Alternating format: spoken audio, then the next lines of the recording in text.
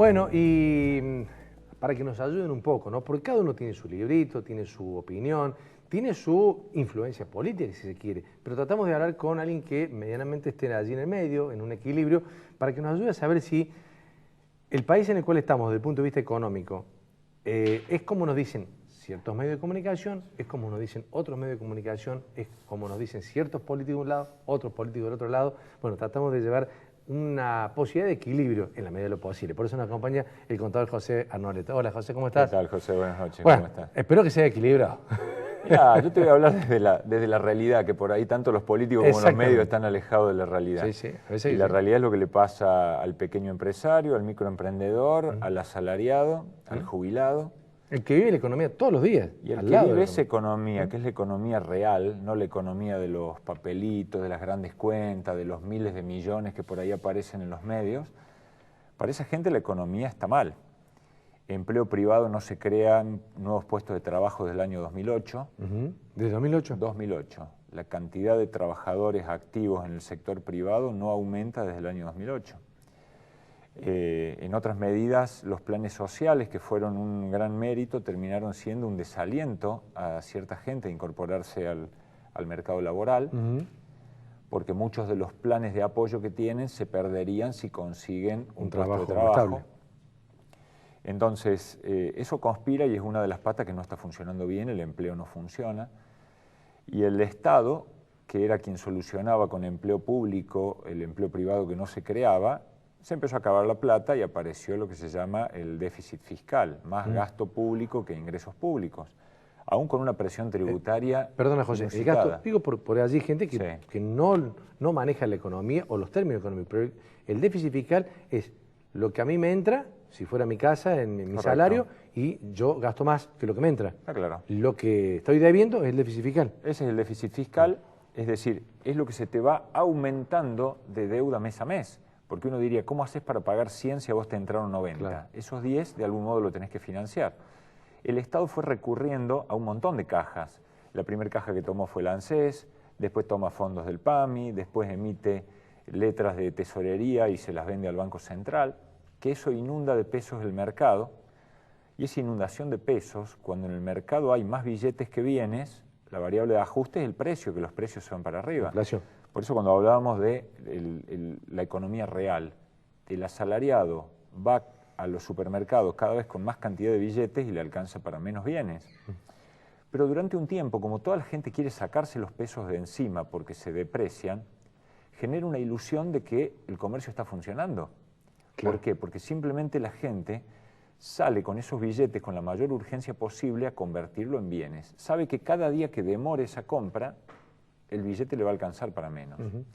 Entonces, ¿cuál es aquí la variable que ha desaparecido en Argentina? El ahorro. Cualquier persona con mayor o menor capacidad, de cada un peso que le ingresa, una parte la consume y una parte ahorra. La economía mundial, históricamente, tiene que ir a ahorro entre 20 y 25 pesos de cada 100, o 25 centavos cada un peso. En Argentina la tasa de consumo está cercana a 1, con lo cual el ahorro está cercano a 0. Si nadie ahorra, luego a la hora de invertir no hay de dónde sacar plata para invertir. Y cuando hablas de ahorro, en lo que sea, digamos, en un bien material, en el moneda extranjera o en peso. En moneda extranjera, en un plazo fijo, en bolsas de cemento para construir lo que vayas a hacer. Es decir, en cualquier economía, y por eso probablemente sea más claro para vos y para los televidentes, con el mismo ejemplo que vos planteaste, me ingresan 100 pesos de sueldo. Si vos gastás 100, primero, no tenés ninguna reserva para algún momento en donde tengas algún gasto adicional. Segundo, pero uno diría, bueno, está bien, me decís que ahorre. ¿En qué ahorro? En una economía inflacionaria no podés ahorrar en ningún activo, porque inclusive un plazo fijo que hoy están pagando tasas del 2% mensual, ni siquiera alcanzaría para cubrir la inflación. Por eso, uno de los escenarios peores que se podrían dar es el que se llama estanflación, estancamiento de la economía con inflación, y no estamos lejos de esa situación. Así es que estamos acercándonos a esta inflación. Claro, porque estancamiento no significa que la economía se caiga a pedazos, es que significa que deja de crecer. Y una economía necesita seguir creciendo porque la población continúa aumentando y las necesidades de la gente siguen en crecimiento. Entonces, en ese sentido, las variables no estamos pasando por un buen momento y no se vislumbra luz al final del túnel, ¿no? ¿Por qué esta disparada, o como quieras llamarle, del dólar, que pasó los 15, bajó un poquito, pesos? Para hacer también un ejemplo, es como que si hoy nosotros ponemos un cartel en tu programa y decimos, está encareciéndose el tomate. ¿Qué hace toda la gente? Va a comprar tomate. Va a comprar tomate. ¿Qué va a pasar con el precio del tomate? Va a subir el tomate. Eso es oferta y demanda puro y no se corrige con policía. ¿Pero es un golpe de mercado? Como... No, hay una necesidad estacional. No olvidemos que la autorización legal para comprar dólares depende de los salarios. A quienes les ingresó sueldo más aguinaldo, este mes la autorización fue mayor. Claro.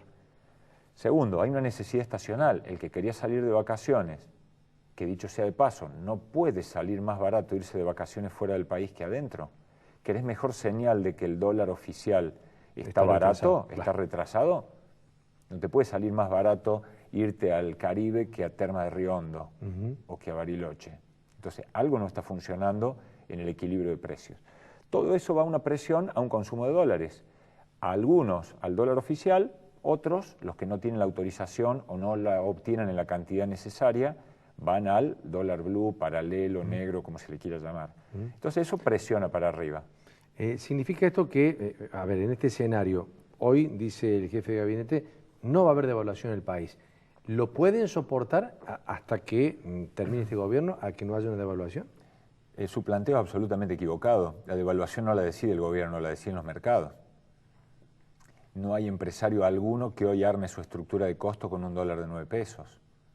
Todo el razonamiento sobre costos ya está incluida. O sea, la devaluación de hecho se va dando. Sí, por supuesto que se va dando. Entonces, ¿qué ocurre? El gobierno puede o no acompañar con las medidas que hace. De hecho, tuvo que hacerlo en enero del año pasado. Y si no la hace, las pocas industrias que actualmente son competitivas en Argentina van a dejar de serlo. Porque no olvides que si yo soy una empresa que exporto y a la industria cordobesa le viene pasando y venimos perdiendo mercados, casi hasta en productos primarios como la soja. ¿Qué ocurre? Yo vendo al exterior, recibo dólares, quiero convertir esos dólares a pesos, Banco Central me los convierte a 9 pesos por dólar. Voy a pagar los costos internos que en el último año crecieron a un 30% con un dólar que creció al 10 o al 12.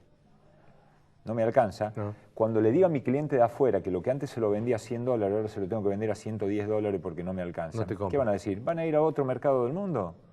Van a decir, si lo mismo que hace vos lo hace otro lado. O sea, no somos competitivos. Estamos dejando de ser competitivos. Uno de los elementos de la competitividad es el tipo de cambio. No alcanza solo con una devaluación. O sea, no es un pataleo por un golpe de mercado, un pataleo porque se le ocurra al capitalismo desestabilizar un gobierno, sino es una necesidad. A nadie le conviene desestabilizar un gobierno, a nadie le conviene salvo un especulador. Y el capitalismo empresario, el que contrata mano de obra, el que paga sueldos y formulario 931 con aportes, ese no quiere crisis de mercado.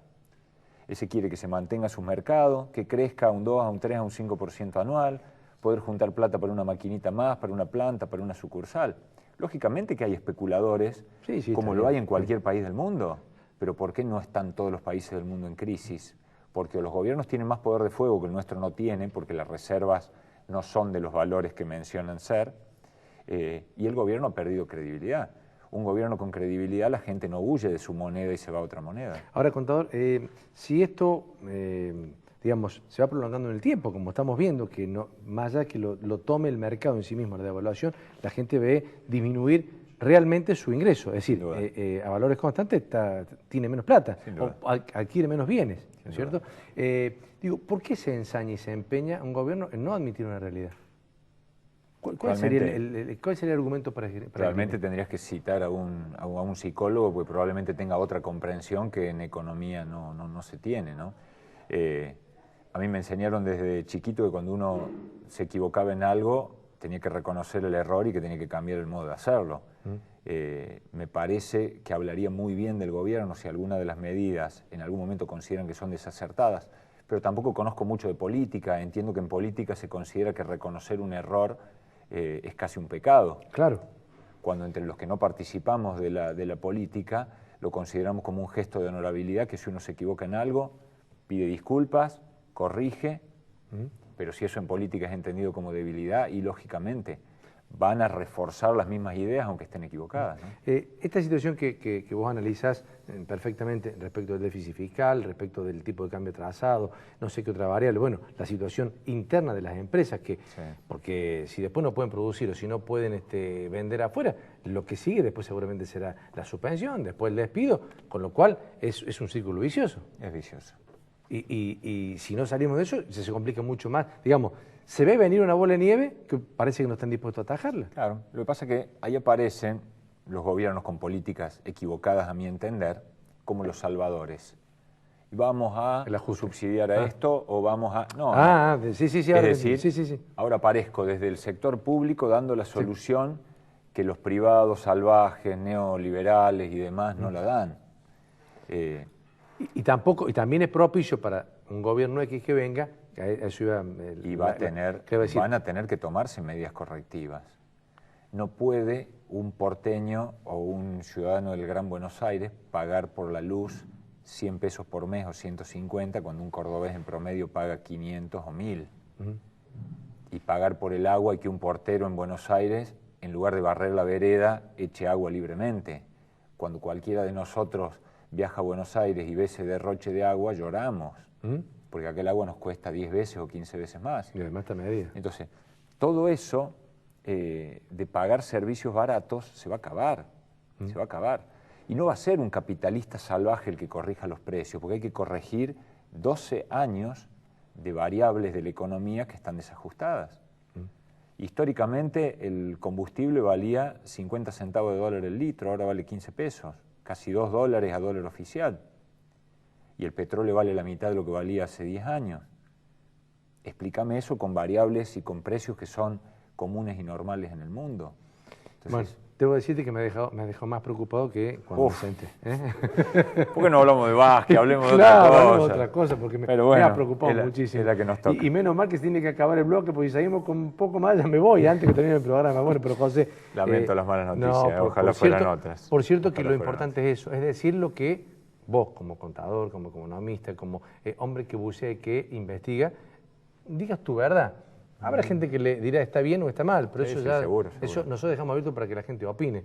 Pero básicamente nos interesa tu opinión, así que te agradezco mucho por el pantallazo que nos has dado. Gracias por la invitación, José. Gracias, después hablamos de básquet. Andan bien, en básquet andan bien. Venimos bien. Ahora estamos armando el nuevo plantel para la próxima temporada, pero bueno, terminamos perdiendo por ese simple contra Quimsa, pero con buenas perspectivas. Por cierto, para los que no saben, el contador Arnoleto, tesorero. Pro tesorero. Y hace mucho tiempo que está en la entidad. Gracias. A vos, Vamos a la pausa, ya volvemos y charlamos un ratito más.